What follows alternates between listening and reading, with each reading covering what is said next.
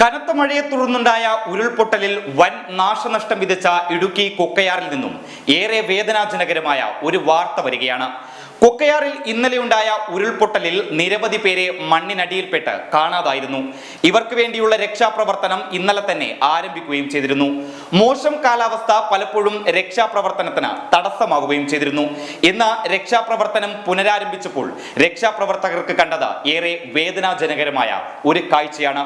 മണ്ണിനടിയിൽപ്പെട്ടവർക്ക് വേണ്ടിയുള്ള തിരച്ചിലിനിടയിൽ രക്ഷാപ്രവർത്തകർക്ക് കണ്ടത് മണ്ണിനടിയിലായ ഉമ്മയും മകളും മരണത്തിലും കിടന്നിരുന്നത് ഒരുമിച്ച് കെട്ടിപ്പിടിച്ചു കിടക്കുന്നതായിട്ടാണ്. മകളെ കൈവിടാതെ നെഞ്ചോട് ചേർത്ത് കിടക്കുന്ന രീതിയിലാണ് ഉമ്മയുടെയും മകളുടെയും മൃതദേഹം കണ്ടെത്തിയത്.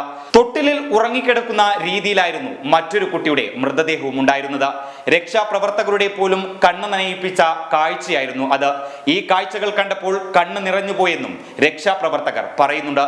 ഒരുപക്ഷെ ഉരുൾപൊട്ടൽ ഉണ്ടാകുമ്പോഴുള്ള ഭയങ്കരമായ ശബ്ദം കേട്ടപ്പോൾ തന്നെ ഈ ഉമ്മ തന്റെ തൊട്ടടുത്തുണ്ടായിരുന്ന മകളെ നെഞ്ചോട് ചേർത്ത് ഒരു സുരക്ഷ നൽകിയതായിരിക്കാം. പക്ഷേ വിധിയുടെ മുന്നിൽ അവർക്ക് മരണത്തിന് മുന്നിൽ കീഴടങ്ങേണ്ടി വന്നു.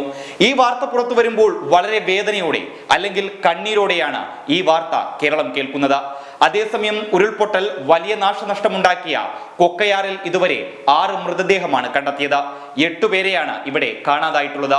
സമീപ പ്രദേശമായ കോട്ടയം കുട്ടിക്കലിൽ കാണാതായ 12 പേരും മരണപ്പെട്ടു. ഇതോടെ സംസ്ഥാനത്ത് മഴക്കെടുതിയിൽ മരിച്ചവരുടെ എണ്ണം 22ആയി. ഇടുക്കി ജില്ലയിൽ തൊടുപുഴ താലൂക്കിൽ 2 പേരും പെരുവന്താനത്ത് ഒരാളും മരണപ്പെട്ടിട്ടുണ്ട്. ദുരന്ത ഭൂമിയിൽ രാവിലെ മുതൽ നടത്തിയ തിരച്ചിലിൽ ഉച്ചയ്ക്ക് ശേഷമാണ് കാര്യമായ പുരോഗതി ഉണ്ടായത്. കണ്ടെത്തിയ മൃതദേഹങ്ങൾ ആശുപത്രിയിലേക്ക് മാറ്റിയിട്ടുണ്ട്. കാണാതായവരെ മുഴുവൻ കണ്ടെത്തുന്നതുവരെ തെരച്ചിൽ തുടരുമെന്ന് മന്ത്രി റോഷി അഗസ്റ്റിൻ അറിയിച്ചിരുന്നു. അതേസമയം ഇന്നലെയുണ്ടായ കനത്ത മഴയ്ക്കിടെ കൊക്കയാറിൽ ഉരുൾപൊട്ടലുണ്ടായത്. ശനിയാഴ്ച രാവിലെ മുതൽ മഴയുണ്ടായിരുന്നുവെങ്കിലും ഉച്ചയോടെയാണ് കൊക്കയാറിന് സമീപത്തെ ഒരു മലഞ്ചെരിവ് ഒന്നാകെ ഉരുൾപൊട്ടി വീടുകൾക്ക് മുകളിൽ ഒഴുകിയെത്തിയത്. നിമിഷങ്ങൾക്കകം തന്നെ 5 വീടുകൾ ഒന്നാകെ ഒലിച്ചു പോവുകയായിരുന്നു. അതേസമയം കോട്ടയം കുട്ടിക്കലിൽ ഒറ്റാലങ്കൽ മാർട്ടിന്റെ കുടുംബം ഒന്നാകെയാണ് ഉരുൾപൊട്ടലിൽ അകപ്പെട്ടത്.